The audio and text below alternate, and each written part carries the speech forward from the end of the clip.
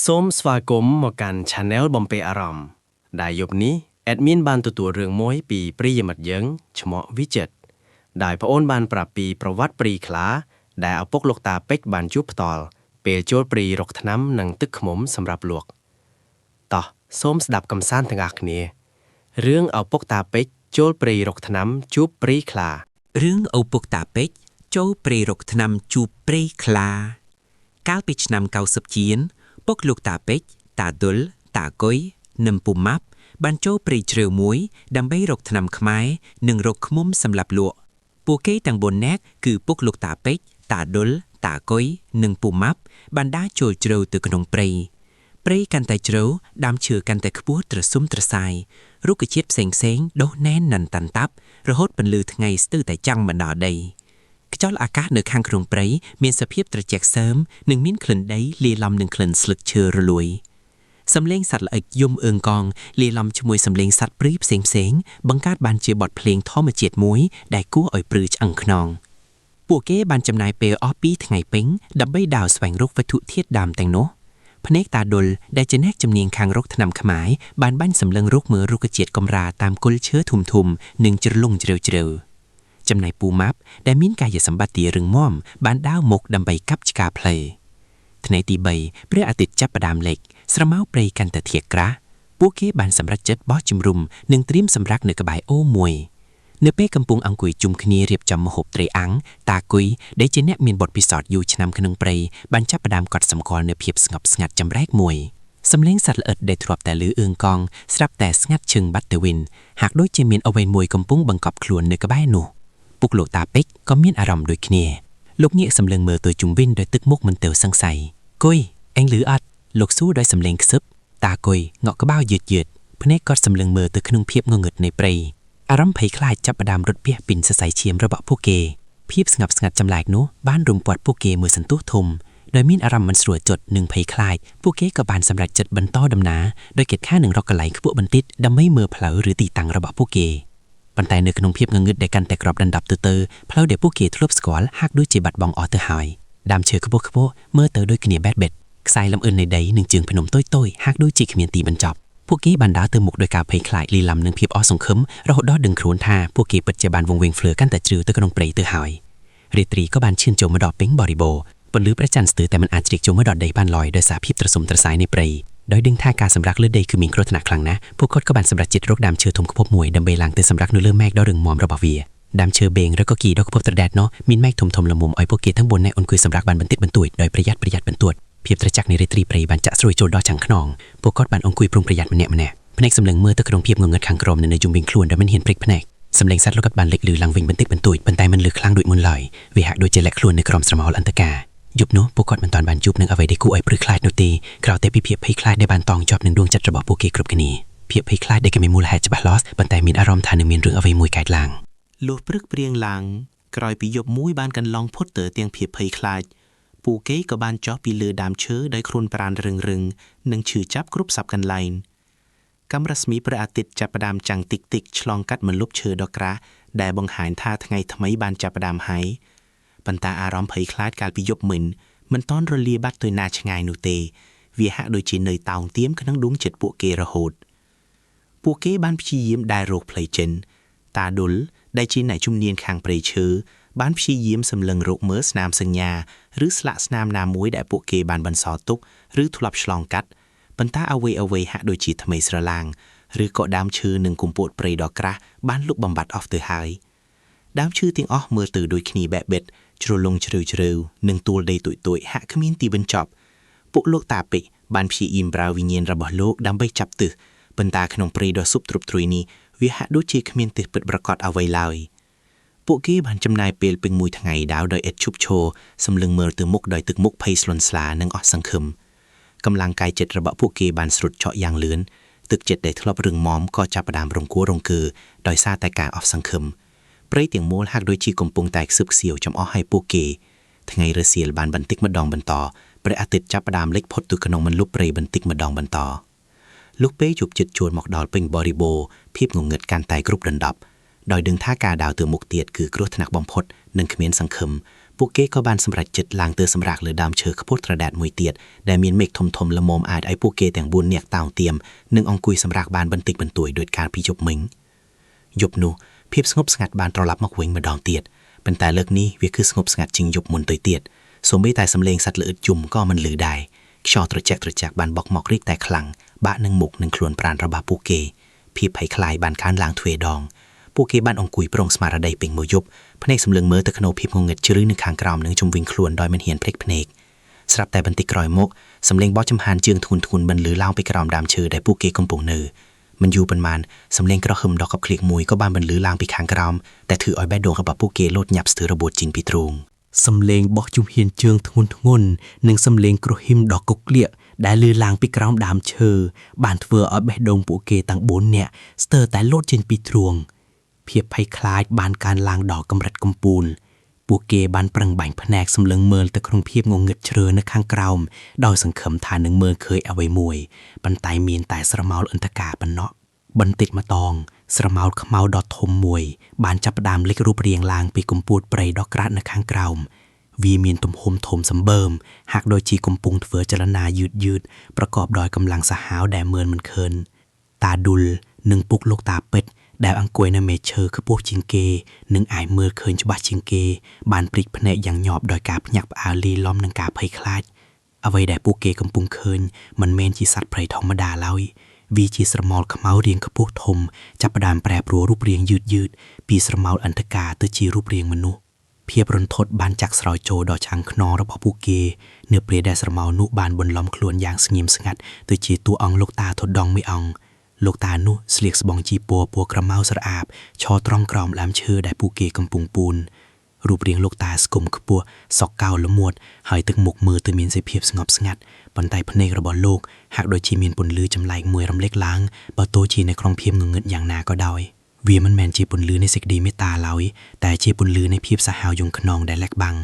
តាឌុលដែលជាអ្នកមានបទពិសោធន៍ច្រើនក៏ធ្លាប់ឮរឿងនិទានតាំងពីក្មេងមកដែរថានៅក្នុងព្រៃជ្រៅបែបនេះជារឿយៗតែងតែមានព្រៃបិសាចឬសត្វខ្លាដែលមានបារមីចូលចិត្តបន្លំខ្លួនជាលោកតា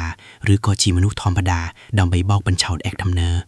តែឥឡូវនេះបានមកជួបផ្ទាល់ភ្នែកហើយគាត់មានអារម្មណ៍ថាដង្ហើមរបស់គាត់ស្ទើរតែឈប់ចំណែកពុកលោកតាពេជ្រដែលមានវិញ្ញាណស្រួតស្រាលបានដឹងភ្លាមថានេះមិនមែនជាលោកតាធម្មតាឡើយអ្វីដែលនៅខាងក្រោមនោះគឺពិតជាវិស័យសាហាវយំខ្នងមួយដែលកំពុងប្រើលឺប៊ីតបកបញ្ឆោតព្រាយខ្លាពុកលោកតាពេជ្រខ្សឹបស្ទើរថៃមិនលឺដោយបបួរមាត់ឲ្យបើលូញើទៅទ្រើកតាកយនិងពូម៉ាប់ដែលអង្គុយក្បែរនោះក៏បានឃើញទិដ្ឋាបនេះដូចគ្នាដែរទឹកមុខរបស់ពួកគេស្លេកស្លាំងដៃជើងរឹងដូចថ្មពួកគេដឹងថាពួកគេបានជួបនឹងអ្វីដែលគួរឲ្យខ្លាចពីភពនៅក្នុងជីវិតរបស់ពួកគេហើយលោកតាធុដងខ្លាំងៗនោះបានងើយមុខសម្លឹងមើលមកលើដើមឈើបន្តិចម្ដងហាក់ដូចជាបានដឹងច្បាស់ពីវត្តមានរបស់ពួកគេស្ងាត់មួយសន្ទុះក្រោយមកវាបានបន្លឺសំឡេងសើចហឺដ៏ព្រឺព្រួយដែលធ្វើឲ្យរោមជើងរោមដៃរបស់ពួកគេព្រឺស្ទើរតែស្រើបសំឡេងនោះមិនមែនជាសំឡេងមនុស្សឡើយវាជាសំឡេងសត្វព្រៃដែលលាយឡំនឹងសំឡេងក្រហមខ្លាភាពភ័យខ្លាចបានគ្របដណ្ដប់ទាំងស្រុងរហូតដល់ពួកគេមិនហ៊ានព្រិចភ្នែកសម្លឹងតែបន្តិចសំឡេងសើចហឹសលាយឡំនឹងសំឡេងក្រហមខ្លារបស់ព្រាយក្លែងក្លាយនោះបានធ្វើឲ្យរាងកាយពួកគេរឹងទៅទ្រឹងស្ទើរតែដាច់ខ្យល់បេះដូងលោតញ័រប្រណ្ដំភ្នែកទាំង4គូសម្លឹងមើលទៅស្រមោលអន្តការនៅខាងក្រោមដោយមិនហ៊ានព្រិចភ្នែកពួកគេដឹងថាគ្រោះថ្នាក់បានឈានជូនមកដល់យ៉ាងពិតប្រាកដហើយបន្តិចម្ដងលោកតាធូដឹងខ្លែងខ្លាយនោះបានចាប់ផ្ដើមធ្វើចលនាវាបានលើកដៃទាំងពីរឡើងបន្តិចម្ដងហាក់ដូចជាកំពុងពិនិត្យមើលដើមឈើដ៏ធំមហិមាដែលពួកគេកំពុងតោងទាមស្រាប់តែមិនយូរប៉ុន្មានវាបានចាប់ផ្ដើមឡើងមករកពួកគេយឺតប៉ុន្តែប្រកបដោយកម្លាំងដ៏មហិមាក្រចកដៃរបស់វាមើលទៅដូចជាក្រញាំខ្លាដ៏មុតស្រួចចោះចូលទៅក្នុងសម្បកដើមឈើយ៉ាងងាយស្រួលរាល់ពេលដែលវាបោះជំហានឡើងម្ដងដើមឈើទាំងមូលហាក់ដូចជាញ័ររង្គើបន្តិចភាពភ័យខ្លាចបានប្រែក្លាយទៅជាការអស់សង្ឃឹមពុកលោកតាពេជ្របានងាកមកសឹបរាប់ថាឌុលតាកុយនិងពូម៉ាប់ថាឡើងឲ្យខ្ពស់បំផុតតាមដែលកំត្រូវធ្វើបាន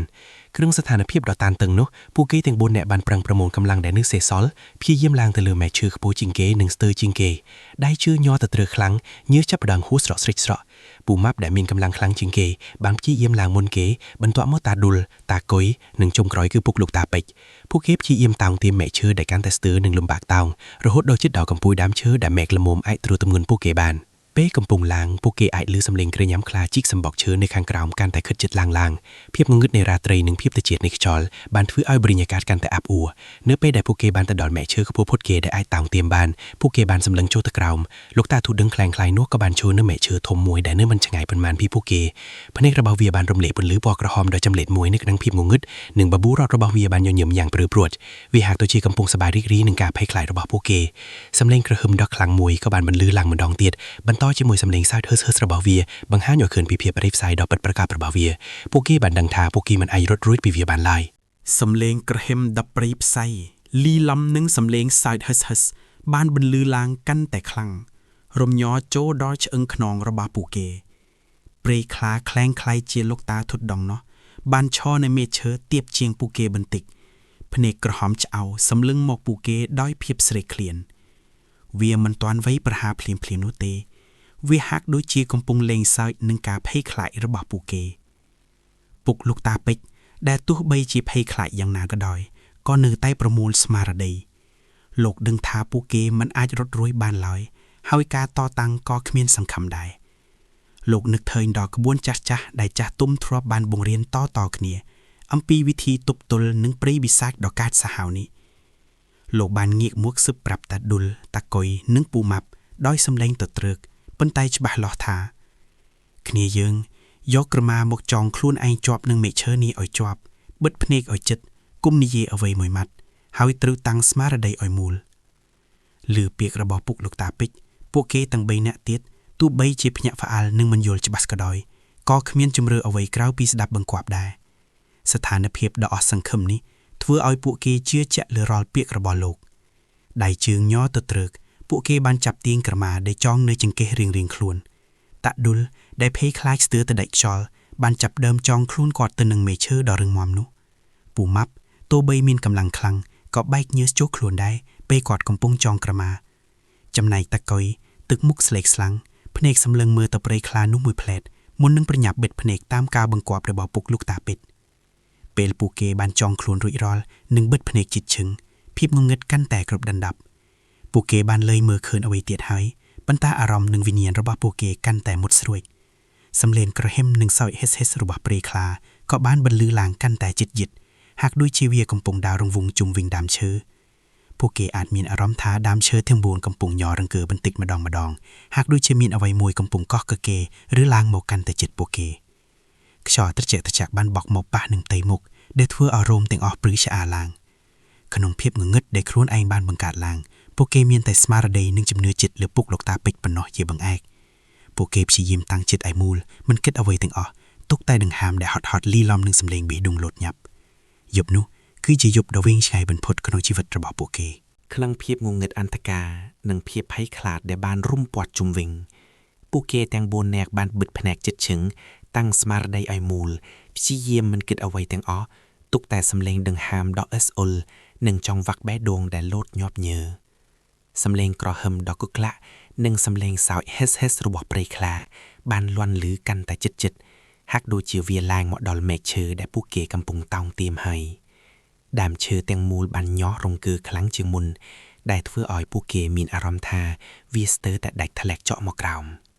ปุกโลกตาเป็ดแต่ตู้ไพจีกำปุงแต่ไพคลาดคลังปันแต่ในแต่ชียิมประมูลกำลังจัดหนึ่งสมาร์ดจงกราวระบอโลกบันลูกใดบันติกมาดองแต่การกะอาระบอโลกหอยบันตีงสายแปรมุยสายได้มีนอาธนะบารมัยได้โลกบานบวงซ่วงหนึ่งเรียกษาตุกตั้งปีอยู่ลงมาให้สายนุเมื่อเตยจ้าตรุดโตรมปันตามีนปนหรือสรารมเล็ดลางเบาตัวเจขนมพิมงงเงิดก็ดอ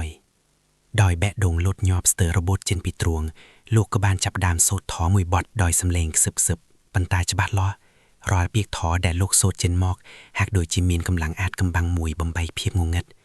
เปียกท้อนุบันเลีล้อมหนึ่งสำเลงกระเฮิมระบบเปรคลาหนึ่งสำเลงแบะดงระบบปัวเกแดบังกาดบานจีบริยากาศดอรุนทดเปรโลกโซดจอบโลกกบาลประมูลกำลังจงกรอยระบบโลกหอยบานบอกแสเปรได้มีนอาธนาบารมัยนุจอดไตกรอมได้อย่างเลื่อนหนึ่งดอยกำลังเพลียมนุสรับแต่มีนปนลือจังเพลกบันต่อมวยบานประตูลางปีกรอมดามเชอบันต่อดอยสำเลงเกราะเฮิมอย่างคลั่งหนึ่งสำเลงสายยมอย่างชื่อจับระบบเปรคลาสำเลงนุมันแมนจีสำเลงเกราะเฮิมธรรมดาแล้วแต่จีสำเลงสายยมเลี้ยล่องหนึ่งสำเลงเกราะเฮิมระบาดสัตว์คลาแด่มีนเพียบชื่อจับหนึ่งไพคลาจิติบัมพด ដើមឈើទាំងមូលបានញាស់រង្គើខ្លាំងជាងមុនរហូតដល់ពួកគេគិតថាវាប្រកាសជារលំហายពួកគេបានព្យាយាមតង់ទាមមែកឈើឲ្យចាប់បំផុតតាមដែលអាចជួយបានដោយបិទភ្នែកជិតឈឹងមិនហ៊ានបើកមើលអ្វីទាំងអស់ សំឡេងស្រែកយំយ៉ាងឈឺចាប់និងក្រហមរបស់ព្រាយខ្លាបានបន្លឺឡើងលាយឡំគ្នានៅក្រោមដើមឈើមុននឹងវាចាប់ផ្ដើមស្ងាត់ទៅវិញបន្តិចម្ដងដើមឈើដែលធ្លាប់ញ័ររង្គើខ្លាំងក៏ចាប់ផ្ដើមស្គប់ស្ងាត់ទៅវិញដូចដើមភាពងងឹតនិងភាពស្ងប់ស្ងាត់ចម្លែកបានរុំព័ទ្ធពួកគេម្ដងទៀតប៉ុន្តែលើកនេះគឺជាភាពស្ងប់ស្ងាត់ដែលលាយឡំនឹងភាពធូរស្រាលលាយឡំនឹងភាពអស់កម្លាំងពួកគេទាំង4នាក់នៅតែបិទភ្នែកជិតឈឹងដៃតោងមេឈើជាប់មិនហ៊ានបាក់ភ្នែកសម្លឹងមើលទៅខាងក្រោមឡើយដង្ហើមរបស់ពួកគេនៅតែអឺអ៊ុលហើយបេះដូងនៅតែលោតញាប់រំដំពួកគេនៅតែមិនប្រកាសថាគ្រោះថ្នាក់បានកន្លងផុតទៅទាំងស្រុងហើយឬនៅមួយសន្ទុះធំបានកន្លងផុតទៅរហូតដល់ពុកលោកតាពេជ្រមានអារម្មណ៍ថាគ្មានសម្លេងអ្វីប្លែកទៀតហើយលោកក៏បានព្យាយាមទប់អារម្មណ៍ភ័យខ្លាចហើយហាមដង្ហើមសន្សឹមដើម្បីស្ដាប់សម្លេងនៅជុំវិញភាពស្ងប់ស្ងាត់ពិតជាបានត្រឡប់មកវិញមែនលោកក៏បានសម្រេចចិត្តបើកភ្នែកបន្តិចម្ដងសម្លឹងមើលក្រោមដើមឈើតែអ្វីដែលលោកឃើញគឺមានតែភាពងងឹតអន្តការប៉ុណ្ណោះគ្មានស្រមោលព្រៃខ្លាឬលោកតាធឺតង់ខ្លែងខ្លាយនោះទៀតឡើយលោកបានងាកមកមើលទៅមិត្តរួមដំណើរទាំង3នាក់ទៀតដែលនៅតែបិទភ្នែកជិតឈឹងគ្នាយើងវាទៅហើយពុកលោកតាពេជ្រខ្សឹបប្រាប់ដោយសម្លេងស្អកប៉ុន្តែមានភាពធូរស្រាលបន្តិចតាឌុលតាកុយនិងពូម៉ាប់បានបើកភ្នែកបន្តិចម្ដងហាក់ដូចជាមិនជឿលើអ្វីដែលពួកគេទើបតែបានឆ្លងកាត់ទឹកមុខរបស់ពួកគេនៅតែស្លេកស្លាំងតែភ្នែករបស់ពួកគេបានបង្ហាញពីភាពអស់កម្លាំងលាយឡំនឹងការធូរស្បើយពួកគេបានលែងក្រមាចេញពីខ្លួនហើយអង្គុយទ្រឹងលើមែកឈើនោះរហូតដល់ភឺយប់នោះគឺជាយប់ដ៏ខ្មៅងងឹតនិងវែងឆ្ងាយបំផុតក្នុងជីវិតរបស់ពួកគេលុះព្រឹកព្រៀងឡើងកាំរស្មីព្រះអាទិត្យចាប់ផ្ដើមចាំងតិចឆ្លងកាត់មួយលុបឈើដ៏ក្រាស់ដែលបង្ហាញថាថ្ងៃថ្មីបានចាប់ផ្ដើមហើយពួកគេទាំង4នាក់បានចុះពីលើដើមឈើដោយខ្លួនប្រាណរឹងនិងឈឺចាប់គ្រប់សពកន្លែងពួកគេបានត្រឡប់មកឈរលើដីវិញតែអារម្មណ៍ភ័យខ្លាចកាលពីយប់មិញនៅតែតាមឡងបន្លាយពួកគេដដែលអ្វីដែលពួកគេបានជួបប្រទះគឺពិតជាបិសាចតសាហាវយងខ្នងមែនដោយបានរួចផុតពីគ្រោះថ្នាក់ភ្លាមពួកគេក៏ចាប់ផ្ដើមបារម្ភពីសុវត្ថិភាពរបស់ពួកគេម្ដងទៀតអ្វីដែលកាន់តែសំខាន់នោះគឺពួកគេនៅតែមិនទាន់រកផ្លូវចេញពីព្រៃដ៏ធំនេះឃើញឡើយភាពអស់សង្ឃឹមបានចាប់ផ្ដើមវាលត្រឡប់មកវិញពួកគេបានដើរទៅមុខដោយគ្មានទិសដៅច្បាស់លាស់សម្លឹងមើលទៅជុំវិញដោយភ្នែកស្លៀងស្លងរកមើលស្លាកស្នាមឬសញ្ញាណាមួយដែលអាចនាំពួកគេចេញពីព្រៃដ៏អាតកំបាំងនេះព្រៃកាន់តែជ្រៅដើមឈើកាន់តែត្រសុំត្រសាយរហូតពន្លឺថ្ងៃស្ទើរតែចាំងមិនដល់ដីពួកគេដឹងថាបើសិនជាពួកគេមិនអាចរកផ្លូវចេញបានឆាប់ទេអ្វីដែលពួកគេបានឆ្លងកាត់កាលពីយប់មិញអាចនឹងគ្រាន់តែជាការចាប់ផ្ដើមនៃគ្រោះថ្នាក់ដ៏ធំមួយទៀតប៉ុណ្ណោះភាពភ័យខ្លាចនៃការវឹងវែងព្រៃរហូតដល់ស្លាប់ក៏ចាប់ផ្ដើមរត់ពាសពេញសរសៃឈាមរបស់ពួកគេម្ដងទៀតពេលថ្ងៃចាប់ផ្ដើមលេចផុតទៅក្នុងម្លប់ព្រៃបន្តិចស្រមោលក៏ចាប់ផ្ដើមធ្លាក់កាន់តែក្រាស់ឡើងភាពភ័យខ្លាចនៃការវង្វេងព្រៃនិងការជួបនឹងគ្រោះថ្នាក់ម្ដងទៀតបានធ្វើឲ្យបេះដូងរបស់ពួកគេលោតញាប់ញ័រកម្លាំងកាយចិត្តរបស់ពួកគេបានស្រុតចុះយ៉ាងខ្លាំងបន្ទាប់ពីការដើររកផ្លូវពេញមួយថ្ងៃនិងរាត្រីដ៏រន្ធត់កាលពីយប់មិញអារម្មណ៍អស់សង្ឃឹមនិងភាពត្រជាក់នេះព្រៃកាន់តែធ្វើឲ្យពួកគេមានអារម្មណ៍ថាគ្មានទីពឹងដោយដឹងថាពួកគេមិនអាចបន្តដំណើរទៅមុខទៀតបានឡើយក្នុងភាពងងឹតរាត្រីពួកគេក៏បានសម្រេចចិត្តរកដើមឈើធំខ្ពស់មួយទៀតដើម្បីឡើងទៅសម្រាកនៅយប់នោះលើកនេះពួកលោកតាពេជ្រនិងតាឌុលបានពិភាក្សាគ្នាហើយបានរកមែកឈើស្ងួតធំនិងកំពត់ព្រៃមកបិទបាំងនៅក្រោមគល់ដើមឈើដែលពួកគេនឹងឡើងគោលបំណងគឺដើម្បីរារាំងកុំឲ្យមានសត្វព្រៃឬសត្វចម្លែកណាមួយអាចឡើងតាមគល់ឈើនោះបានយ៉ាងងាយស្រួលឬយ៉ាងហោចណាស់ក៏ដើម្បីឲ្យពួកគេដឹងខ្លួនទាន់ពេលដែរពួកគេបានប្រឹងប្រមូលកម្លាំងចុងក្រោយរបស់ពួកគេដើម្បីប្រម៉ែប្រមូលមែកឈើទាំងនោះមករៀបចំយ៉ាងប្រុងប្រយ័ត្នបន្ទាប់ពីបានរៀបចំគល់ឈើរួចរាល់ហើយពួកគេទាំង4នាក់ក៏បានប្រឹងប្រែងឡើងទៅលើដើមឈើខ្ពស់ត្រដែតនោះដៃជើងរបស់ពួកគេញ័រទៅត្រូវខ្លាំងមិនមែនត្រឹមតែអស់កម្លាំងទេតែដោយសារតែភាពភ័យខ្លាចដែលកំពុងតែគ្របដណ្ដប់ពូម៉ាប់បានឡើងមុនគេបន្ទាប់មកតាឌុលតាគួយហើយចុងក្រោយគឺពុកលោកតាពេជ្រពួកគេបានតង់ទាមមែកឈើខ្ពស់ផុតគេដែលអាចអង្គុយសម្រាកបានបន្តិចបន្តួចដោយប្រយ័ត្នប្រយែងបំផុតភាពត្រជាក់នៃរាត្រីព្រៃបានចាក់ស្រួតចូលដល់ចាំងខ្នងរបស់ពួកគេម្ដងទៀតសំឡេងសត្វលោអិតយំអឹងកងនៅមិនឆ្ងាយបន្ថែមសំឡេងរបស់វាហាក់ដូចជាមានភាពស្ងាត់ស្ងាត់ជាងមុនពួកគេអង្គុយប្រងស្មារតីពេញមួយយប់ភ្នែកសម្លឹងមើលទៅក្នុងភាពងងឹតខាងក្រោមនិងនៅជុំវិញខ្លួនមិនហ៊ានព្រេកភ្នែកសង្ឃឹមថាព្រៃខ្លានោះនឹងមិនត្រឡប់មកតាមយាយីពួកគេម្ដងទៀតឡើយយប់នោះពួកគេដឹងថាវាជាយប់ដ៏វែងឆ្ងាយមួយទៀតដែលពួកគេត្រូវប្រឈមមុខនឹងភាពភ័យខ្លាចនិងភាពអាថ៌កំបាំងនៃព្រៃជ្រៅយប់កាន់តែជ្រៅទៅ ភាពងងឹតកាន់តែក្របដណ្ដប់ទាំងស្រុងខ្យល់ត្រជាក់បានបក់មកប៉ះនឹងផ្ទៃមុខដែលធ្វើឲ្យរោមទាំងអស់ព្រីឆ្អាឡើងពួកគេទាំង4នាក់បានអង្គុយប្រងស្មារតីលើម៉ែឈើនោះដោយភ្នែកសម្លឹងមើលទៅក្រោមភាពងងឹតជ្រៅនៅខាងក្រោមនិងនៅជុំវិញខ្លួនមិនហ៊ានព្រិចភ្នែកសូម្បីតែបន្តិចសម្លេងសត្វល្អិតយំអឿងងងនៅមិនឆ្ងាយប៉ុន្តែសម្លេងរបស់វាហាក់ដូចជាមានភាពស្ងប់ស្ងាត់ជាងមុនដែលធ្វើឲ្យបរិយាកាសកាន់តែអាប់អួរនិងគួរឲ្យព្រឺខ្លាចមួយសន្ទុះក្រោយមកនៅពេលដែលភាពស្ងប់ស្ងាត់បានចូលនៅដល់ទាំងស្រុងស្រាប់តែសម្លេងស្រីម្នាក់បានបន្លឺឡើងពីខាងក្រោមដើមឈើដែលធ្វើឲ្យពួកគេភ្ញាក់ព្រឺតអស់សម្លេងនោះពីរោះរណ្ដំស្ដាប់ទៅដូចជាសម្លេងស្រីក្រមុំវ័យក្មេងម្នាក់ដែលកំពុងហៅយ៉ាងទន់ភ្លន់ថាបងប្អូនអើយហត់ហើយឬនៅជក់មកសម្រាប់នៅផ្ទះខ្ញុំសិនទៅនៅទីនេះมันមានសុវត្ថិភាពទេសម្លេងនោះបានបន្លឺឡើងម្ដងហើយម្ដងទៀតហាក់ដូចជាចង់លួងលោមពួកគេឲ្យចុះពីលើដើមឈើឬសម្លេងនេះតាក់ដុនតាក់កយនិងពូម៉ាប់បានងាកមុខសម្លឹងមើលទៅពុកលោកតាពេជ្រដោយទឹកមុខមិនទិលសង្ស័យនិងលីលំនឹងភាពអស់សង្ឃឹមមួយផ្លែតភាពនឿយហត់និងភាពស្រេកឃ្លានបានធ្វើឲ្យពួកគេស្ទើរតែចង់ជឿជាក់លើសម្លេងដ៏ពិរោះនោះគំនិតចង់បានកន្លែងសម្រាប់កក់ក្ដៅនិងអាហារឆ្ងាញ់បានរត់ចូលក្នុងខួរក្បាលរបស់ពួកគេ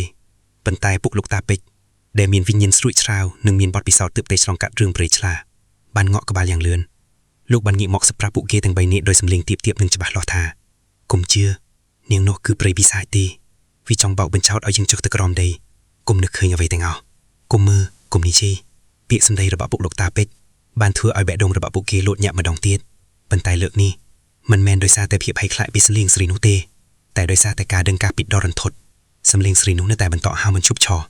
បងប្អូនអើយផ្ទះខ្ញុំមានបាយមានទឹកមានត្រីអាំងឆ្ងាញ់កុំបារម្ភអីចង់មកសម្រាកឲ្យបានធូរស្រាវទៅសម្លេងនោះកាន់តែខិតជិតម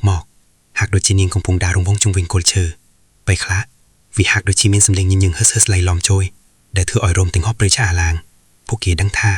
ព្រៃពិសាចនោះកំពុងจะព្យាយាមបោកបញ្ឆោតពួកគេដោយល្បិចកលយ៉ាងប៉ិនប្រសប់យប់នោះ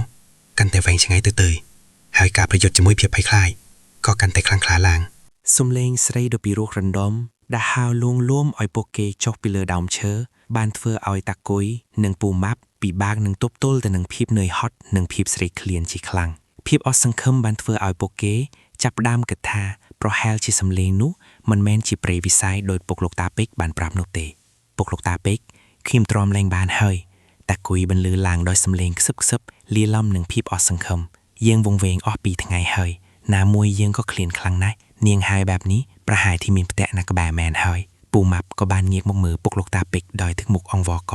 មែនហើយពុកលោកតាបើយើងនៅតែលាក់ខ្លួនបែបនេះយើងនឹងស្លាប់ដោយការអត់ឃ្លានជាក់ជាមិនខានសំឡេងនាងក៏ពីរោនផងប្រហែលជានាងមិនមែនជាព្រៃទេតាដុលដែលនៅតែជឿជាក់លើវិញ្ញាណរបស់ពុកលោកតាពេជ្របានព្យាយាមទប់ចិត្តមិនឲ្យទៅតាមសម្ដីនោះគុំពុកលោកតាពេជ្រក៏ដឹងច្បាស់ហើយយើងមិនគួរប្រថុយទេពុកលោកតាពេជ្របានងក់ក្បាលយ៉ាងលឿនបង្ហាញពីភាពមិនពេញចិត្តប៉ុន្តែលោកក៏យល់ពីអារម្មណ៍របស់ពួកគេដែរលោកដឹងថាពួកគេមិនអាចនៅបន្តលើដើមឈើបានរហូតនោះទេគុំល្ងងអីគ្នាយើងខ្ញុំបានប្រាប់ហើយថាវាជាព្រៃវិសាចវាលបងយើងឲ្យទៅស៊ីតែបើពួកឯងចង់ចុះទៅមែនខ្ញុំមិនរកវិធីមួយលោកបានលូកដៃបន្តិចម្ដងទៅកាន់កៅអៅរបស់លោកហើយបានទាញខ្សែប្រែមួយខ្សែដែលមានអាថ័ន្តបារមីដែលលោកទើបតែបានបោះចោលទៅក្រោមដីកាលពីយប់មិញវាមិនដឹងថាបានវិលត្រឡប់មកវិញដោយរបៀបណាឡើយតែវាបានស្ថិតនៅក្នុងដៃរបស់លោកវិញទៅហើយពន្លឺស្រាលបានរំលេចចេញពីខ្សែនោះបើទោះជាក្នុងភាពងងឹតក៏ដោយគួយឯមកពាក់ខ្សែនេះទៅពុកលោកតាពេជ្រខ្សឹបដោយសម្លេងទាបតែត្រូវចាំគុំមើលគុំនិយាយឲ្យតាំងចិត្តឲ្យមូលបើវាបង្ហាញអ្វីចម្លែកគុំភ្ញាក់ផ្អើលទុកចិត្តលើខ្ញុំ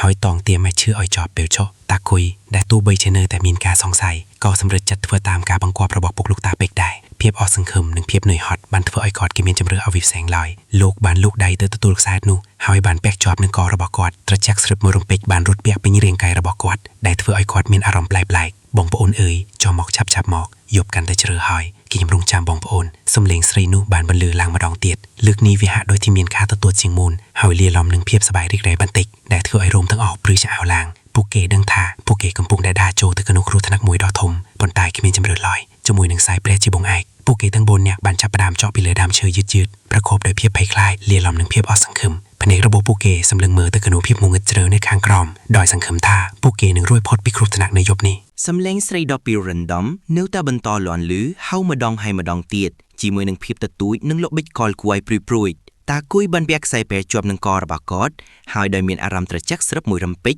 រត់ពាពេញរាងកាយគាត់ក៏ចាប់ផ្ដើមបោះជំហានចុះពីលើមែកឈើយឺត ភ្នែករបស់គាត់នៅតែបិទជិតឈឹងដោយការបង្កប់របស់ពុកលោកតាពេជ្រហើយដៃជើងរបស់គាត់ក៏ញ័រទៅទ្រឹខ្លាំងដោយសារភាពភ័យខ្លាចលាយឡំនឹងភាពអស់សង្ឃឹមពេលតាគួយជប់មកដល់មេឈើធំមួយដែលនៅមិនឆ្ងាយប៉ុន្មានពីដីស្រាប់តែសំឡេងស្រីដែលធ្លាប់តែពីរោរ៉ាន់ដុំនោះបានប្រែក្លាយទៅជាសំឡេងក្រហមដ៏គុកក្លាក់មួយយ៉ាងខ្លាំងស្ទើរតែដាច់រហែកត្រចៀកក្នុងភាពងងឹតអន្ថការស្រមោលខ្មៅដ៏ធំមួយបានលេចរូបរាងឡើងភ្លាមៗពីក្រៅដើមឈើភ្នែករបស់វាបានរំលេចពន្លឺពណ៌ក្រហមឆ្អៅពីរគូដែលធ្វើឲ្យព្រៃទាំងមួយហាក់ដូចជាមានជីវិតហើយពោពេញទៅដោយភាពអធិកម្បាំងគួរឲ្យខ្លាចស្រមោលនោះបានចាប់ផ្ដើមប្រែក្លាយរូបរាងយ៉ាងរហ័សពីស្រមោលអន្ថការទៅជាសត្វខ្លាញ់ញីដ៏ធំសម្បើមមួយក្បាលខ្លាញ់ញីនោះមានដងខ្លួនធំសម្បើមរោមរបស់វាមានពណ៌លឿងទុំលាយឡំនឹងឆ្នូតខ្មៅងងឹតដែលធ្វើឲ្យវាមើលទៅគួរឲ្យខ្លាចបន្ទាប់ក្រញាំជើងរបស់វាមុតស្រួយដោយកាំបិតត្រៀមខ្លួនជាស្រេចដើម្បីវាយប្រហារវាបានងើបមុខសម្លឹងទៅតាគុយដោយភ្នែកក្រហមឆៅប្រកបដោយភាពស្រេកឃ្លីននិងកំហឹង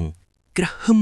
សំឡេងក្រហឹមរបស់វាបានបន្លឺឡើងម្ដងទៀតបន្តជាមួយសំឡេងសោយធើសើដោយព្រឺព្រួចរបស់វាតាគុយដោយបិទភ្នែកជិតឈឹងមិនបានមើលទីជាភាពនេះដោយផ្ថល់ភ្នែកនោះទេប៉ុន្តែគាត់អាចមានអារម្មណ៍ថាមានខ្យល់គួតយ៉ាងខ្លាំងបានបាក់មុខប៉ាំងនឹងខ្លួនរបស់គាត់សំឡេងក្រហឹមដ៏ខ្លាំងនោះបានធ្វើឲ្យបេះដូងរបស់គាត់លោតញាប់ស្ទើររបូតជិនពីទ្រូងលោកបានមានអារម្មណ៍ថាមានអ្វីមួយធំសម្បើមបានលោតឡើងមករកគាត់ក្នុងស្ថានភាពដ៏ភ័យខ្លាចនោះវិញ្ញាណរបស់គាត់បានប្រាប់គាត់ថាគាត់ត្រូវតែរត់ដោយពឹងផ្អែកលើកម្លាំងចិត្តចុងក្រោយតាគួយបានប្រឹងប្រមូលកម្លាំងទាំងអស់ព្យាយាមឡើងទៅលើមេឈើវិញយ៉ាងលឿនបន្ទាល់តាមដែលអាចធ្វើបានដៃជើងរបស់គាត់ញ័រទៅត្រូវខ្លាំងញើសហូរស្រកស្រេកស្រកប៉ុន្តែគាត់មិនហ៊ានព្រិចភ្នែកសូម្បីតែបន្តិចពុកលោកតាពេជ្រតាឌុលនិងពុកម៉ាប់ដែលអង្គុយនៅមេឈើខាងលើបានមើលទៅជាភាពដ៏រន្ធត់នេះដោយផ្ទាល់ភ្នែកទឹកមុខរបស់ពួកគេស្លេកស្លាំងដៃជើងរឹងដូចថ្មពួកគេស្ទើរតែដាច់ខ្យល់ដោយការភ័យខ្លាចពុកម៉ាប់បានលូកដៃចាប់ដៃតាគួយដែលកំពុងព្យាយាមឡើងមកដល់មេឈើវិញយ៉ាងលឿននោះជាមួយនឹងការប្រឹងប្រែងចុងក្រោយតាគួយក៏បានទៅដល់មេឈើខ្ពស់នោះវិញដោយសុវត្ថិភាពប៉ុន្តែខ្លួនប្រាណរបស់គាត់ញ័រទៅត្រូវខ្លាំងហាក់ដូចជាកំពុងការរកគ្រុនក្តៅខ្លាញ់ញីនោះបានក្រហឹមម្ដងទៀតដោយកំហឹងនិងភាពអន់ចិត្ត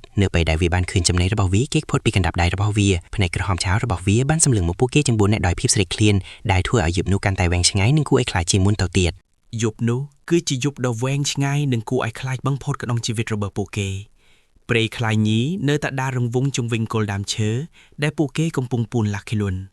សំឡេងក្រហឹមដ៏គក្លាករបស់វាបានបន្លឺឡើងម្ដង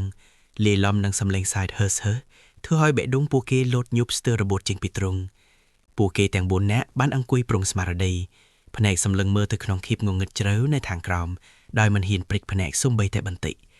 ភាពត្រជាក់នៃរាត្រីព្រៃបានចាក់ស្រោបចូលដល់ឆ្អឹងខ្នងធ្វើឲ្យខ្លួនប្រាណរបស់ពួកគេញើទៅត្រូវខ្លាំងមិនមែនត្រឹមតែដោយសារភាពត្រជាក់ប៉ុណ្ណោះទេតែដោយសារតែភាពភ័យខ្លាចដ៏មហិមាដែលបានគ្របដណ្ដប់ពួកគេមិនហ៊ានបិទភ្នែកតតែសោះដោយខ្លាចក្រែងថាព្រាយខ្លានោះនឹងលួចឡើងមកវាប្រហាររាល់វិនាទីដែលកន្លងផុតទៅហាក់ដូចជាយឺតចោលជាងធម្មតាភាពឃ្លានស្រេកទឹកនិងភាពអស់កម្លាំងបានធ្វើឲ្យកម្លាំងកាយចិត្តរបស់ពួកគេស្រុតចុះយ៉ាងខ្លាំងប៉ុន្តែពួកគេបានព្យាយាមទប់ទល់នឹងអារម្មណ៍ទាំងអស់នោះដើម្បីរក្សាសុវត្ថិភាពលុះព្រឹកព្រៀងឡើងកាំរស្មីព្រះអាទិត្យចាប់ផ្ដើមចាំងតិចៗឆ្លងកាត់ម្លប់ឈើដ៏ក្រាស់ដែលបង្ហាញថាថ្ងៃបានចាប់ផ្ដើមហើយសំឡេងក្រហឹមរបស់ព្រាយខ្លាក៏បានស្ងាត់បាត់ទៅវិញដោយឯកឯងហាក់ដូចជាវាបានរសាត់បាត់ទៅក្នុងភាពងងឹតនៃព្រៃភាពស្ងាត់ស្ងាត់បានត្រឡប់មកវិញម្ដងទៀតប៉ុន្តែលើកនេះគឺជាភាពស្ងាត់ស្ងាត់ដែលលាយឡំនឹងភាពធូរស្រាលលាយឡំនឹងភាពអស់កម្លាំងពួកគេទាំង4នាក់បានចុះពីលើដើមឈើដោយខ្លួនប្រាណរឹងនិងឈឺចាប់គ្រប់សពកន្លែងជើងរបស់ពួកគេហាក់ដូចជាគ្មានកម្លាំងតតែសោះពួកគេបានត្រឡប់មកឈរនៅលើដីវិញតែអារម្មណ៍ភ័យខ្លាចកាលពីយប់មិញនៅតែតាមលងបន្លាចពួកគេដដែលពួកគេបានព្យាយាមដើររកផ្លូវជាងម្ដងទៀតភាពអស់សង្ឃឹមនៅតែតង់ទាមក្នុងដួងចិត្តប៉ុន្តែពួកគេបានដឹងថាពួកគេត្រូវតែបន្តដំណើរទៅមុខដើម្បីស្វែងរកផ្លូវចេញពីព្រៃដ៏អាតកំបាំងនេះពុកលោកតាពេជ្របានព្យាយាមប្រើវិញ្ញាណរបស់លោកដើម្បីចាប់ទីម្ដងទៀតតែអ្វីហាក់ដូចជានៅតែដដែលដើមឈើទាំងអស់មើលទៅដូចគ្នាបេះបិទជ្រលឹងជ្រៅនិងតួដីតូចហាក់គ្មានទីបញ្ចប់ពួកគេបានដើរទៅមុខដោយឥតឈប់ឈរសម្លឹងមើលទៅមុខដោយទឹកមុខភ័យស្លន់ស្លោនិងអស់សង្ឃឹមកម្លាំងកាយចិត្តរបស់ពួកគេបានស្រុតចុះយ៉ាងលឿនទឹកចិត្តដែលធ្លាប់រឹងមាំក៏ចាប់ផ្ដើមរង្គោះរង្គើដោយសារតែការអស់សង្ឃឹមព្រៃទាំងមូលហាក់ដូចជាកំពុងតែខ្សឹបខ្សៅចំហឲ្យពួកគេថ្ងៃរសៀលបានបន្តិចម្ដងព្រះអាទិត្យចាប់ផ្ដើមលេចផុតទៅក្នុងម្លប់ព្រៃបន្តិចម្ដងលុះថ្ងៃត្រង់ជ្រៅបន្តិចភាពអស់សង្ឃឹមកាន់តែគ្របដណ្ដប់ពូម៉ាប់ស្ទើរតែដួនសន្លប់ដោយសារតែភាពនឿយហត់និងការអត់ឃ្លានប៉ុន្តែនៅពេលដែលពួកគេកំពុងតែដើរលំបាកទៅមុខតាឌុលដែលភ្នែករបស់គាត់តែងតែរហ័សរហួនបានចាប់ផ្ដើមសម្លឹងមើលទៅដីនៅជុំវិញខ្លួនស្រាប់តែភ្នែករបស់គាត់បានក៏លេចឃើញអ្វីមួយដែលធ្វើឲ្យដេកដួងរបស់គាត់លូតញប់ដោយក្តីសង្ឃឹមវាគឺជាដើមជើងសត្វដំរីដ៏ធំមួយគូដែលបានបន្សល់ទុកនៅលើដីភុកខ្ញែយើងមើលនេះតាឌុលស្រែកឡើងដោយសំឡេងសោកប៉ុន្តែពោពេញដោយក្តីរំភើបពួកគេទាំង3នាក់ទៀតបានងាកមកមើលទៅដើមជើងដំរីនោះទឹកមុខរបស់ពួកគេបានប្រែប្រួលពីភាពអស់សង្ឃឹមទៅជាពន្លឺនៃក្តីសង្ឃឹមជាថ្មីម្ដងទៀត ពួកគេដឹងថាដំរីតែងតែដើរតាមផ្លូវដែលនាំទៅរកប្រភពទឹកនិងប្រភពទឹកតែងតែជាទីតាំងដែលមនុស្សរួមនៅក្បែរដោយមិនបង្ងយូរពួកគេក៏បានសម្រេចចិត្តដើរតាមដើមជើងដំរីនោះទោះបីជាជើងរបស់ពួកគេឈឺចាប់យ៉ាងណាក៏ដោយក៏កម្លាំងចិត្តរបស់ពួកគេបានកើនឡើងវិញបន្តិចពួកគេបានដើរតាមដើមជើងនោះបន្តិចម្ដងឆ្លងកាត់ព្រៃក្រាស់និងកំពតព្រៃដ៏ស៊ុបទ្រុបត្រាយ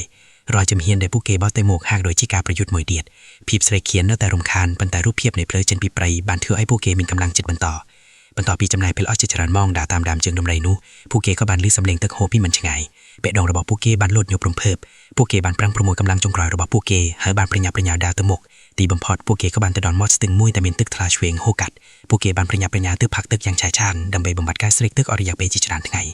ដោយដឹងថាពួកគេបានរកឃើញប្រភពទឹកហើយពួកគេក៏បានបន្តដំណើរតាមដងស្ទឹងនោះចូលទៅក្រោមដោយសង្ឃឹមថានឹងរកឃើញភូមិស្រុកណាមួយភាពអស់សង្ឃឹមបានរសាត់បាត់មួយជីកម្ដងហើយក្តីសង្ឃឹមបានចូលមកជំនួសវិញមិនយូរមិនបាននៅពេលព្រះអាទិត្យជិតលិចផុតទៅក្នុងម្លប់ឈើពួកគេក៏បានឃើញដើមឈើមនុស្សនិងផ្លូវតូចមួយដែលនាំទៅរកភូមិស្រុកមួយពួកគេទាំង4នាក់បានឈានជើងចូលទៅក្នុងភូមិមួយដោយទឹកមុខស្លេកស្លាំងរាងកាយស្គមស្កាំងនិងសម្លៀកពាក់រហេររយៃអ្នកភូមិបានឃើញពួកគេហើយក៏បានជួយសង្គ្រោះពួកគេភ្លាមពួកគេបានធ្វើអាហារទឹកនិងកន្លែងសម្រាកទីបំផុតពួកគេទាំង4នាក់គឺពុកលោកតាពេជ្រតាដុលតាគួយនិងពូម៉ាប់បានរួចផុតពីគ្រោះថ្នាក់ដ៏រន្ធត់នៃព្រៃជ្រៅនិងព្រីពិសាដ៏កាចសាហាវនោះពួកគេបានរស់រានមានជីវិតត្រឡប់មកវិញហើយបទពិសោធន៍នេះបានក្លាយជាមេរៀនដ៏មានតម្លៃបំផុតក្នុងជីវិតរបស់ពួកគេអំពីគ្រោះថ្នាក់នៃព្រីជ្រៅនិងភាពអាថ៌កំបាំងដែលមិនអាចមើលឃើញដោយភ្នែកទេរឿងរ៉ាវនេះត្រូវបានតំណាយបន្តរហូតមកដល់សព្វថ្ងៃដែលជាការរំលឹកពីដំណើរផ្សងផ្ទៀងដ៏រន្ធត់របស់ពុកលោកតាពេជ្រនិងមិត្តភក្តិបបលោក